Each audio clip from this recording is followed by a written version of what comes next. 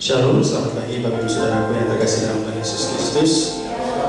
Kita bersyukur pada kesempatan pagi hari ini kita ada karena kasih dan anugerah Tuhan yang terus menyertai kita semua. Saya juga menyambut kepada Bapak Ibu Saudara yang mengikuti ibadah kami melalui online. Selamat datang. Terima kasih ya kesediaannya untuk mengikuti ibadah kami melalui online. Kiranya Tuhan memberkati Bapak Ibu Saudara. Mari kita satu dulu sejenak untuk mempersiapkan hati kita untuk datang kepada Tuhan.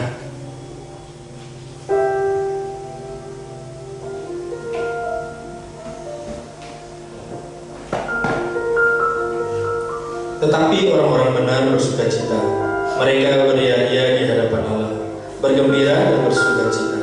Bernyanyilah bagi Allah, mazmurkanlah namanya, buatlah jalan bagi Dia yang berkendaraan melintasi awan-awan. Namanya ialah Tuhan, berialah di hadapannya. Mazmur 68 ayat 4 dan 5. Kami bersyukur Tuhan atas segala hal yang Kau berikan dalam kehidupan kami, baik kesehatan, kekuatan, dan kesempatan untuk pada kesempatan pagi hari untuk beribadah kepada Engkau, menaikkan pujian dan penyembahan kami.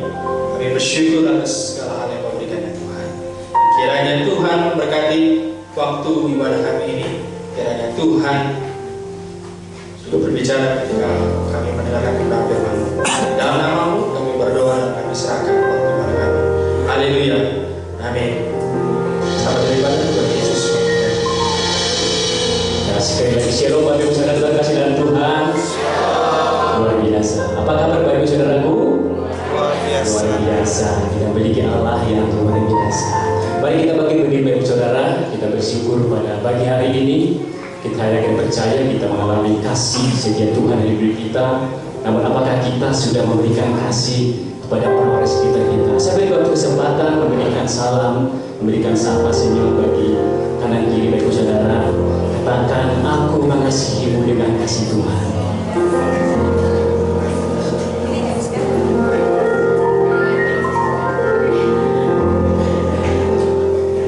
Ya, kita akan ke satu pujian. Kita akan memuliakan Tuhan sebab kita sudah bertemu ke dalam kasih-Nya pada pagi hari ini. Kita menyatakan bahwa saudaramu bersama-sama dalam Tuhan.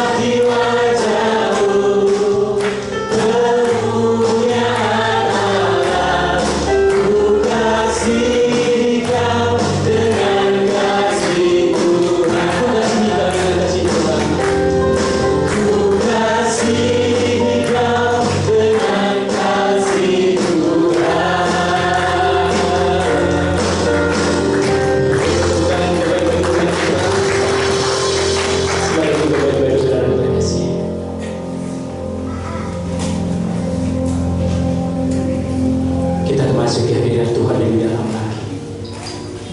Kita bawa korban pujian yang terbaik. Kita mau cek hadiratnya. Sebab kita hias dengan kekudusannya.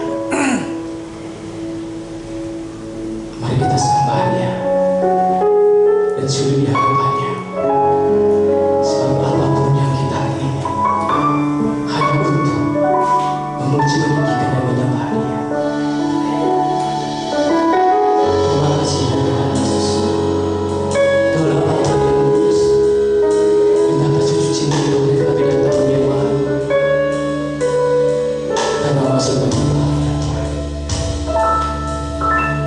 Masuk hadirat-Mu Tuhan dengan korban pujian. Masuk hadirat-Mu Tuhan, beri segala kekudusan.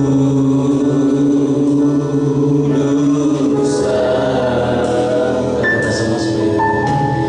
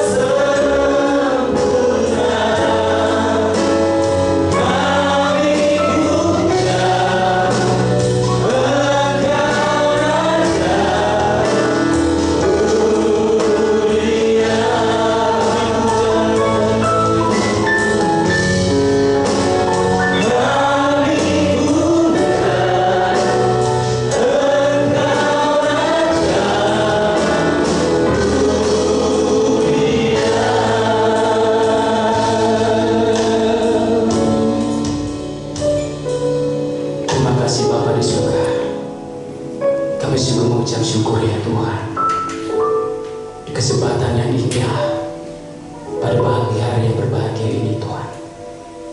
Kami datang ya Bapa, memberikan yang terbaik melalui hidup kami, yaitu pujian penyembahan. Kiranya nama Tuhan yang terus kami sanjung, kami tinggikan Tuhan. Sebab Engkaulah Raja dari segala Raja, Tuhan di atas segala Tuhan yang Maha. Terpujilah Engkau ya Bapa di surga. Kiranya Engkau melawat setiap umat yang hadir ya Tuhan pagi hari ini. Ajar kami akan kasih setia Tuhan, sebagaimana Engkau telah mengasihi kami ya Bapa.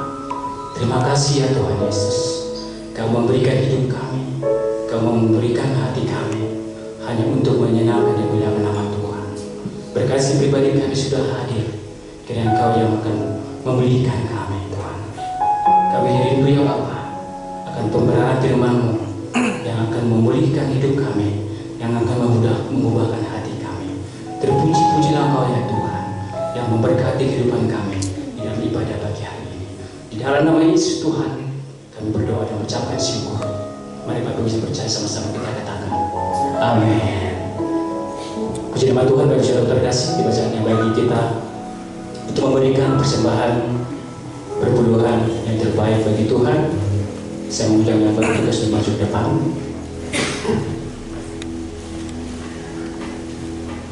Bagilah memberi dalam dari Mazmur 96 ayat ke-8. Berilah kepada Tuhan kemuliaan namanya, bawalah persembahan dan masuklah ke pelatarannya. Sambil persembahan kita dengarkan kita ada satu pujian, tiada terubur kasih.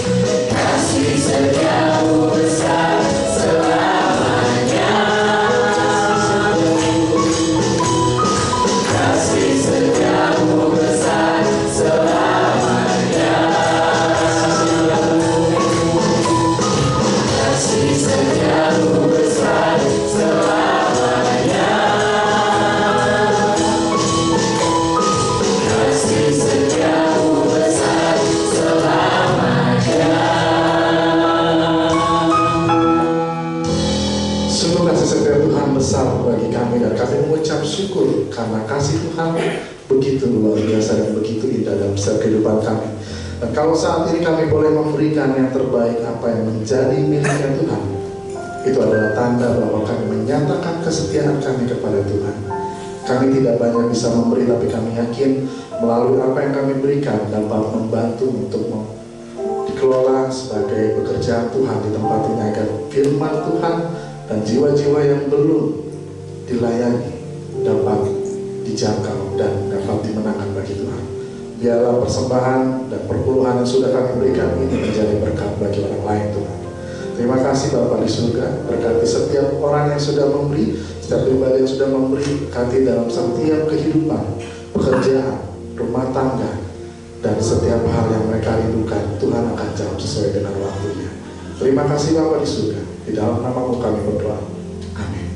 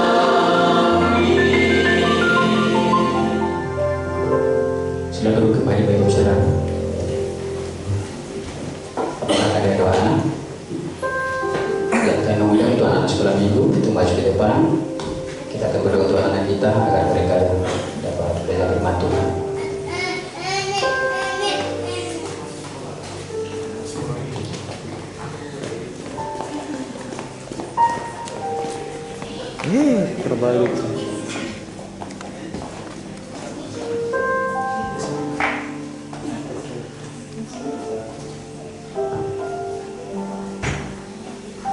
Mari Bapak Ibu Saudara kita serahkan anak kita untuk mereka belajar kebenaran firman Tuhan. Allah Bapa kami yang di surga, kami datang kepadamu Tuhan dan mau serahkan anak-anak kami dalam tangan-Mu. Mereka rindu untuk belajar kebenaran firman Tuhan dari sejak dini. Biarlah mereka bertumbuh di dalam iman bahwa percaya Yesus Kristus sebagai Tuhan dan Juru Selamat mereka ya Bapa. Biarlah mereka diberikan hikmat, pintaran dan kecerdasan untuk bisa memahami setiap kebenaran firman Tuhan. Dan mereka bisa mengaplikasikan di dalam kehidupan mereka sehari-hari ya Bapak. Di dalam nama Tuhan kami Yesus Kristus, kami berdoa dan mengucap syukur. Haleluya. Amin.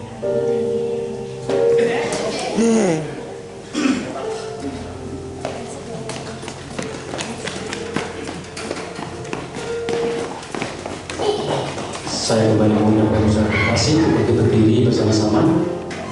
Kita akan masuk ke baca firman Tuhan yang terambil dari Galatia 6 ayat yang pertama sampai yang kedua.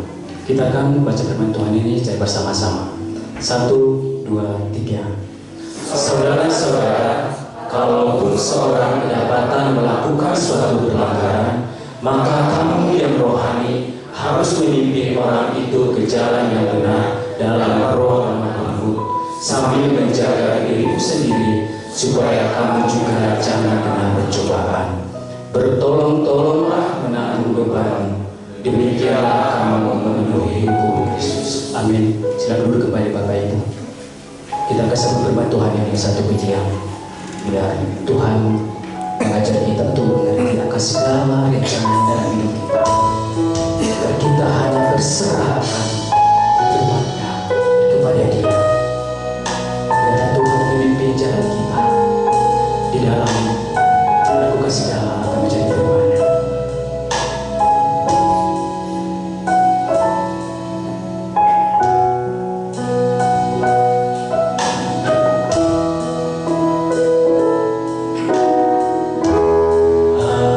Ajar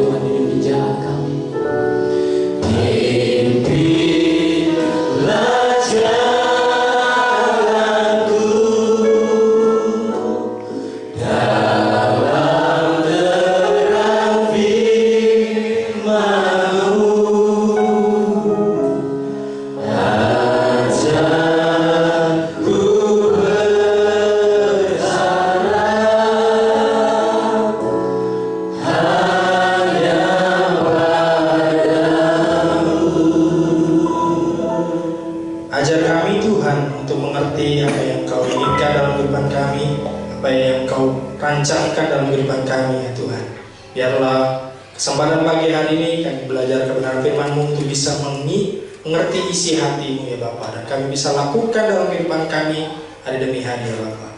Di dalam nama-Mu kami berdoa dan mengucap syukur. Haleluya. Amin. Shalom Bapak Ibu Saudaraku. Pada kesempatan bulan ini kita akan membahas tentang 4 nilai dari gereja ini, yaitu family, effective, service, dan teamwork. Dan biasanya ada satu budaya atau kebiasaan yang ingin kami bangun, yaitu kita untuk bisa saling kenal satu sama lain. Saya undang Bapak Saudara untuk berdiri, cuma 1 menit saja. Silakan tanya ke kiri dan atau ke kanan atau belakang. Tanya, kira-kira orang yang tidak disukai dalam tim seperti apa? Coba tanya, kira-kira orang seperti apa yang tidak disukai kalau bekerja satu tim?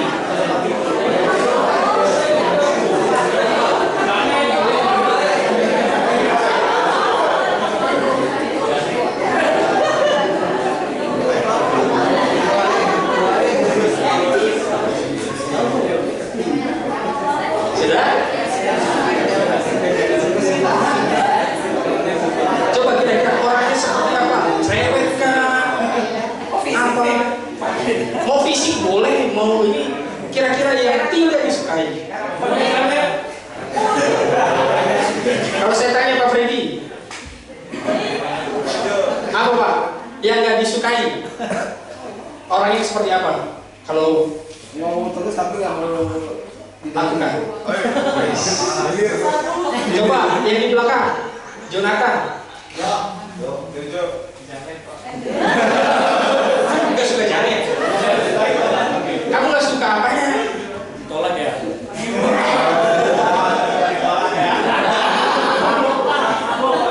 Kalau Pak Eko, dalam satu tim orang seperti apa yang tidak disukai? Males.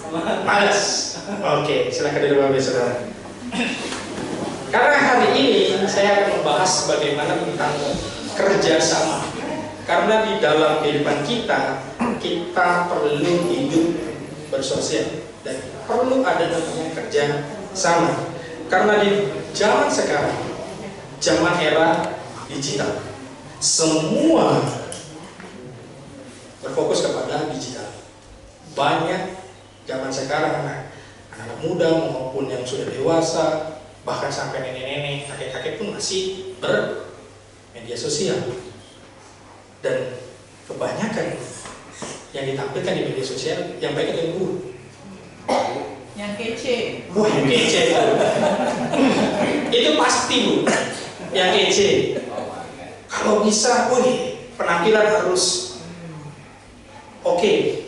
Walaupun nanti di kesehariannya jadi gembel, maksudnya sederhana, gak masalah. Yang penting di media sosial saya, di IG, di Facebook, di WA harus nomor 1. Sehingga akhirnya Bapak Ibu Saudara, ini ada surveinya. Ketika orang-orang seperti itu yang menampilkan hal yang baik, mereka juga mengalami namanya kesepian. Karena apa? Mereka berusaha untuk memanipulasi dirinya supaya dilihat oleh banyak orang bahwa dia adalah orang-orang yang good looking, kece, wah mantap lah pokoknya secara fisik dan penampilan itu oke. Tetapi kalau dilihat secara kehidupannya rentan, banyak juga yang akhirnya depresi. Sudah depresi, makin meningkat lagi menjadi orang gila. Nggak boleh orang gila lagi sekarang disebutnya. Setelah sampai meningkat, kalau bersyukur kalau masuk rumah sakit sembuh. Ada juga yang akhirnya di rumah sakit yang meninggal juga karena saking stresnya, saking dia berambisi bahwa di orang lain hebat, luar biasa, kece segala. Tetapi dalam kehidupannya dia merasa kesepian. Oleh sebab itu kita akan belajar bagaimana kita bisa bekerja sama. Saya memberi judul yaitu memikul beban bersama. Mari kita baca firman Tuhan yang terambil dari Galatia 6 ayat 1 sampai 10. Boleh di next. Kita baca silih berganti. Saya ayat pertama, Bapak Ibu Saudara ayat yang kedua, kita baca silih berganti. Saya memulainya. Saudara-saudara, kalau seorang kedapatan melakukan suatu pelanggaran, maka kamu yang rohani harus memimpin orang itu ke jalan yang benar dalam roh lemah lembut sambil menjaga dirimu sendiri, supaya kamu juga jangan kena pencobaan.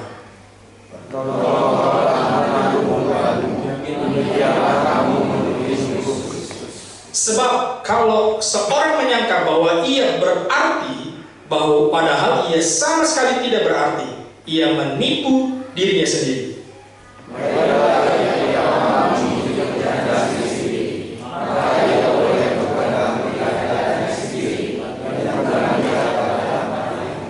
Sebab tiap-tiap orang akan memikul tanggungannya sendiri.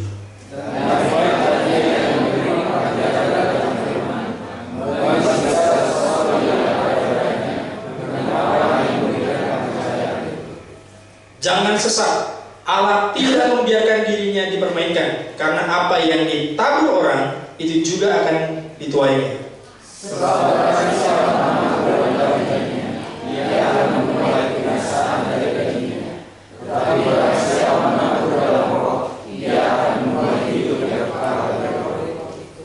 Janganlah kita jemu-jemu berbuat baik, karena apabila sudah datang waktunya kita akan menuai jika kita tidak menjadi lemah. Karena itu, selama masih ada kesempatan bagi kita, marilah kita berbuat baik kepada semua orang, tetapi terutama kepada kawan-kawan kita seiman. Ya, yang pertama yang kita akan belajar adalah angkat yang jatuh, bukan bunuh yang terluka. Di ayat pertama dikatakan, saudara-saudara, kalaupun seorang kedapatan melakukan suatu pelanggaran, maka kamu yang rohani harus memimpin orang itu ke jalan yang benar dalam roh lemah lembut sambil menjaga dirimu sendiri supaya kamu juga jangan kena pencobaan. Saya mau memberikan bold terhadap kata-kata yang menarik yang untuk kita pelajari bersama-sama, yaitu pertama, kedapatan. Dalam bahasa aslinya itu mengartikan bahwa seorang yang tertangkap basah atau disergap oleh dosa, bukan dosa yang direncanakan. Nah, ini bedanya dosa yang ketangkap basah dengan yang direncanakan. Kalau korupsi direncanakan atau ketangkap basah? Direncanakan dan ketangkap basah. Kalau berbohong itu direncanakan atau tidak? Ada enggak? Natural ya, tergantung berbicara ke siapa, ya tidak. Kalau nipu, itu jadi. Ini jadi Paulus menjelaskan bahwa ada dosa yang memang tidak direncanakan. Istilahnya begini, saya lagi lewat, terus tiba-tiba ada dosa. Nah, saya sedang melakukan dosa itu dan ada orang yang melihat itu, padahal dalam kehidupan saya mungkin tidak. Misalnya saya tidak mencuri dalam sehari-harinya, tetapi ketika ada kesempatan misalnya itu bisa saja dimasukkan kedapatan. Dan boleh next lagi, kata kamu yang rohani itu mengartikan bahwa bukan orang-orang yang hidup di orang-orang yang hidup dipimpin Roh Kudus, bukan mereka yang merasa lebih rohani. Nah, jadi ketika ada orang yang bersalah sedang melakukan dosa atau pelanggaran, kita yang mungkin yang tidak melakukan dosa hal itu, kita bukan merasa kita paling benar. Karena tidak ada orang yang paling benar. Adanya orang yang tidak melakukan dosa tersebut. Misalnya saya mencuri, Pak Eko tidak mencuri, apakah dia lebih rohani daripada saya? Ya enggak juga, karena belum aja dia melakukan hal yang sama. Kita tidak bisa merasa kalau kita tidak melakukan berarti kita lebih rohani. Ini yang ditekankan oleh Paulus, dan memimpin orang itu ke jalan yang benar. Artinya proses restorasi yang lembut dan penuh kesabaran, bukan penghakiman yang kasar. Kalau di bahasa aslinya benar-benar itu seperti menggambarkan kita patah tulang, itu lagi diproses untuk penyambungan. Atau otot yang robek itu lagi diproses kembali untuk bisa berfungsi kembali. Itu caranya. Jadi ada proses yang terus dikerjakan dan penuh dengan kesabaran. Coba bayangin Bapak Ibu Saudara, kita lagi bekerja, jari kelingking kita patah, pasti butuh proses untuk penyembuhan. Bisa instan 1 hari? Nggak bisa. Itu juga ada prosesnya. Mungkin dipatahin kembali, atau pakai pen, atau pakai apa, supaya disambung, terus dikasih obat dan segala macam. Itulah proses. Jadi makna hal ini adalah Paulus menginginkan kita tidak menjadi seorang hakim. Ketika kita melihat ada orang-orang yang berdosa melakukan pelanggaran, kita tidak menjadi seorang hakim. Kamu salah, kamu. Tetapi kita berarti ini yang Tuhan inginkan, jadi seorang medis yang menyembuhkan, atau seorang terapis yang mengobati. Karena banyak di luar sana yang membutuhkan kita. Mungkin kita tidak melakukan dosa yang mereka lakukan. Disitulah fungsi kita. Kita mengajar mereka untuk ke jalan yang benar.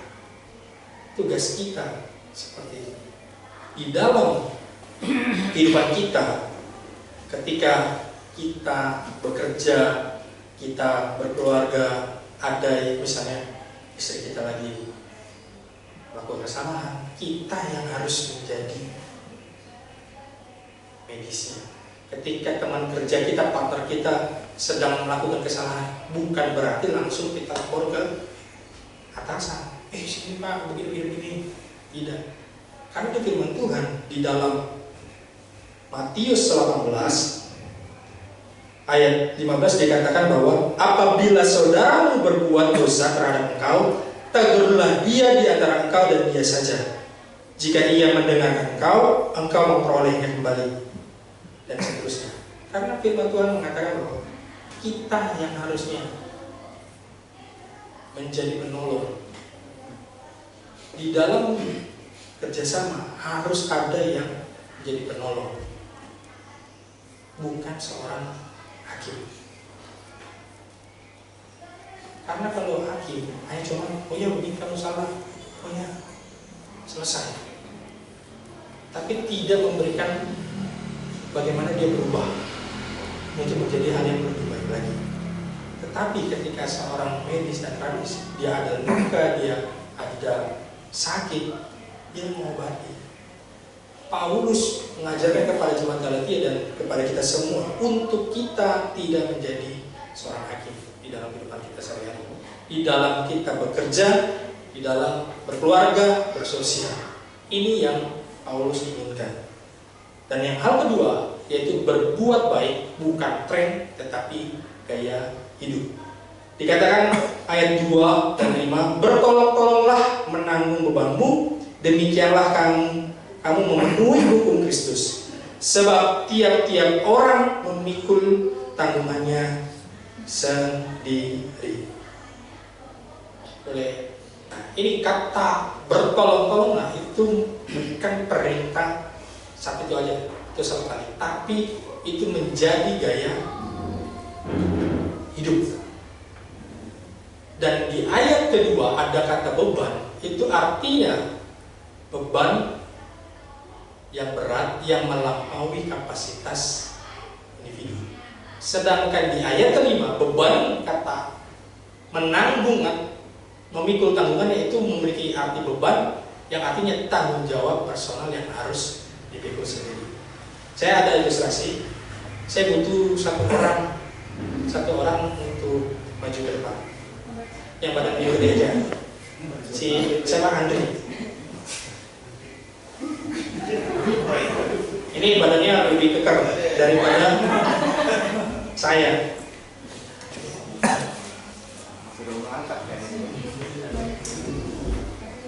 Kamu berat badannya berapa tadi? 83. Berarti beratan masih saya dibanding kamu. Seharusnya kamu sanggup nggak angkat saya? Oh sanggup. Saya tes dulu. Coba kamu angkat ke sini. Wih, sanggup. Silakan taruh. Kalau saya duduk, coba. Hah? Bagaimana caranya kamu bisa angkat saya dengan kursi ini? Terlalu berat. Bagaimana caranya sekarang saya dan kursi ini bisa diangkat oleh? Yakin butuh satu orang? Siapa? Pemberja. Oke, pemberja. Dia cari yang sama-sama badannya besar. Bersyukurlah badan yang kecil tidak disuruh untuk angkat beban saya. Nah, sekarang saya tanya, ya boleh. 2 orang sanggup gak angkat saya? Sanggup gak? Saya kasih tahu ya, bobot saya 100-an. Ditambah kursi dan tekanan, itu kira-kira saya nggak tahu. Mungkin bisa 100 sekian lah, 20 lah. Coba ya. Mau coba? Jatuh nggak ada asuransi. Saya nggak punya asuransi. BPJS nggak tercover karena itu nggak di pekerjaan ini. Ayo, coba dipikirkan.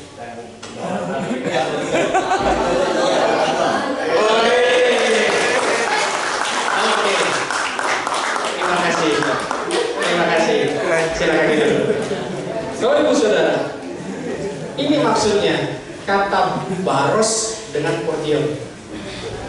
Baros itu dia bisa mengangkat beban dengan kapasitas dirinya sendiri. Sedangkan baros itu yang secara bersama-sama. Sedangkan portion itu sendiri. Tadi Andre bisa mengangkat beban sendiri, yaitu kursi. Tetapi ketika ditambah bebannya, itu beban saya, dia tidak mampu. Inilah yang diperlukan di dalam kerjasama. Mungkin kita bisa mampu mengerjakan semua hal, apapun. Oh, saya sanggup kok. Di komputer bisa, ini bisa, itu semua bisa. Tapi Bapak Ibu Saudara, percaya, kita melakukan semua pekerjaan orang, yang ada kita capek dan lelah. Ketika kita bayangin seorang suami, dia bekerja misalnya, dia mengurus rumah tangga, dia mengurus anak segala macam, itu bisa, semua bisa dilakukan. Tetapi Bapak Ibu Saudara, ada batasnya. Nanti akan menjadi kecapean, kelelahan. Sudah capek lelah, akhirnya apa? Ribut di dalam rumah tangga. Di dalam pekerjaan juga sama. Karena saya belum menemukan satu orang yang bisa sanggup menyelesaikan atau mengerjakan mungkin 10 atau 20 pekerjaan dalam diri sendiri. Ada? Sanggup? Misalnya di tim F&B, dia masak, dia yang ke pasar misalnya, dia juga jadi waitersnya, dia juga jadi kasir. Ada? Gak ada. Karena firman Tuhan sangat jelas. Ada beban-beban yang memang kita tanggung bersama-sama. Ada beban yang untuk diri sendiri. Nah, yang terjadi adalah beban diri sendiri yang kita tanggung itu kita kasih ke orang lain. Kebanyakan seperti itu. Tugas kita misalnya di dalam keluarga bantu aku PR dan segala macam. Kita limpahkan lagi ke misalnya ke istri. Nah itu yang terjadi misalnya di dalam pekerjaan. Tugas kita, tanggung jawab kita A, kita nggak selesaikan, kasih ke yang lain. Ini yang terjadi. Akhirnya tidak ada kerjaan sama. Sedangkan Paulus menekankan bahwa ada namanya baros, ada namanya kopion. Ada tanggung jawab atau beban yang dipikul bersama-sama. Ada juga yang secara sendiri. Saya mau berikan contoh. Tanggung jawab tadi yang sebelumnya Mas. Kalau yang sendiri itu mengenai kedisiplinan dalam pekerjaan, karir, pertumbuhan spiritual, karakter, pengembangan diri, dan keputusan hidup sehari-hari. Misalnya, saya judi. Yang tanggung jawab siapa? Enggak. Orang lain. Kontak nomornya, usahanya. Benar nggak? Di teror. Ya kan? Yang tanggung jawab siapa? Orang lain. Secara bersama-sama. Ini yang terjadi, kayak tadi saya bilang. Bebannya sendiri, tapi yang dikasih ke orang lain. Ini yang akhirnya sulit dibedakan. Kita selalu menganggap sama. Padahal ini yang terjadi. Boleh next? Dan ini yang paling penting, berbuat baik menurut Alkitab. Pertama yaitu investasi rohani, bukan transaksi. Karena di firman Tuhan, apa yang diikat di bumi itu juga yang apa yang dilepas itu juga yang. Jadi maksudnya apa? Kalau kita ikat dengan dosa di bumi, ya kita. Karena berbuat baik itu bukan sebuah transaksi. Di zaman era digital ini, banyak orang yang mencari perhatian dengan cara menolong orang lain dengan direkam. Gak masalah isinya kontennya seperti itu. Tetapi apakah sungguh-sungguh menjadi gaya hidup atau ingin ikut-ikutan? Ambil perhatiannya saja. Wih, hebat ya, dia bisa berbuat baik, dia keluarin biaya banyak segala macam tolong. Dan yang kedua itu adalah lifestyle.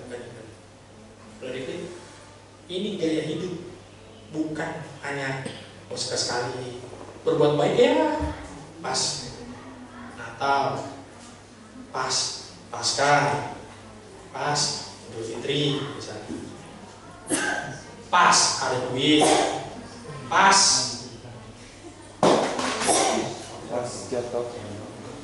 Ini karena firman Tuhan itu berbuat baik itu menjadi gaya hidup. Dan yang terakhir, ini adalah kesempatan yang terbatas. Kenapa terbatas? Berapa lama kita hidup di dunia ini?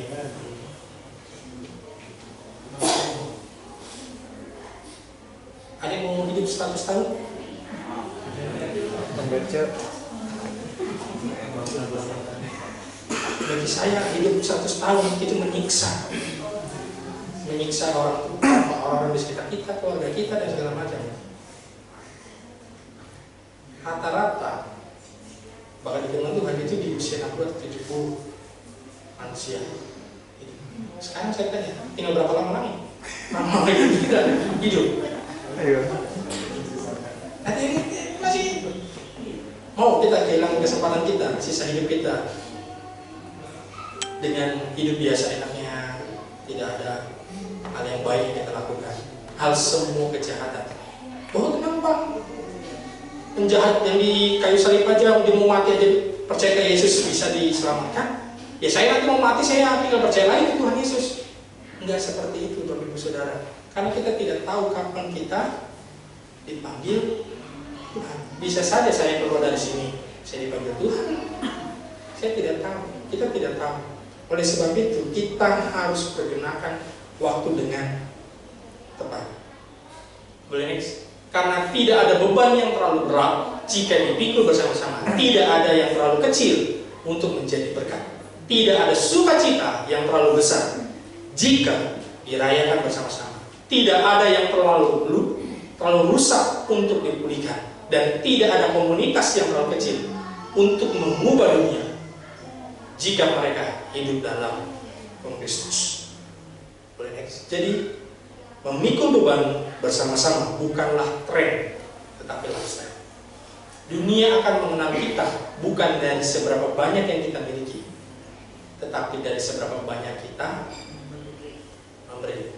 Bukan dari seberapa kuat kita berdiri sendiri, tetapi dari seberapa setia kita menolong orang lain untuk bangkit.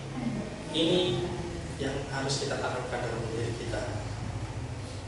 Harus ada nilai kerjasama, karena ada bagian-bagian, ada beban-beban yang kita tanggung bersama-sama dan tanggung secara sendiri. Tuhan menginginkan kita untuk setia menolong ke semua. Amin. Tuhan Yesus memberkati. Saya undang main musik, singkat dan Joel.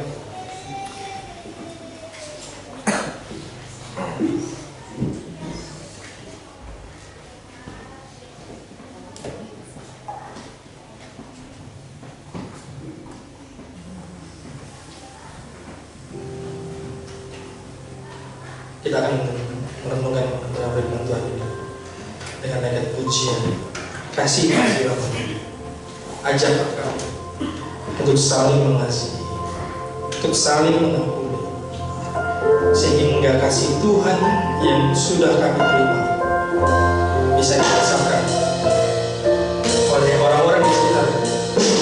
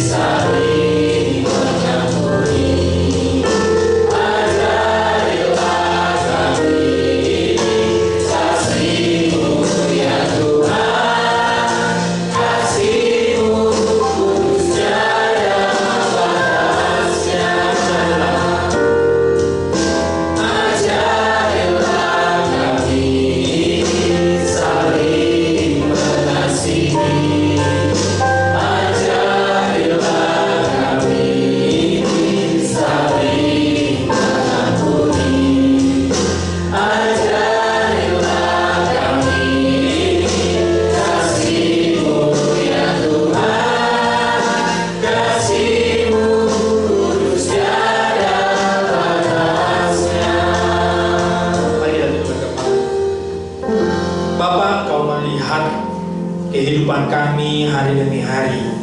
Kami diingatkan Tuhan pada kesempatan pagi hari ini untuk kami mempunyai nilai untuk bekerja sama satu sama lain, baik dalam keluarga, baik dalam kehidupan bersosial kami, bahkan di dalam pekerjaan kami. Tuhan, kami mau Tuhan menjadi berkat bagi banyak orang, bagi keluarga kami, bagi tetangga kami, bahkan bagi orang-orang yang mungkin kami tidak kenal.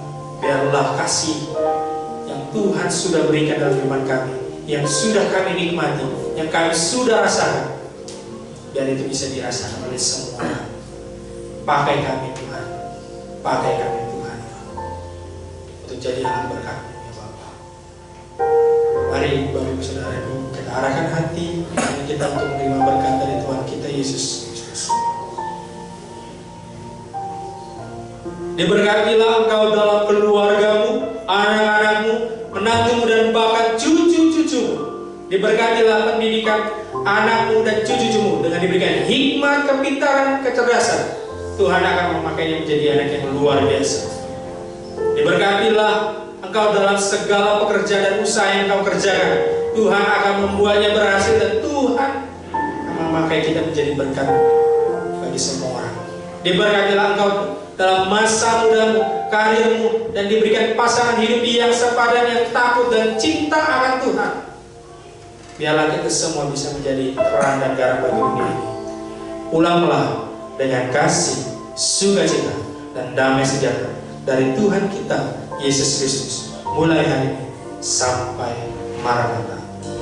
Haleluya, amin. Kemuliaan bagi Tuhan.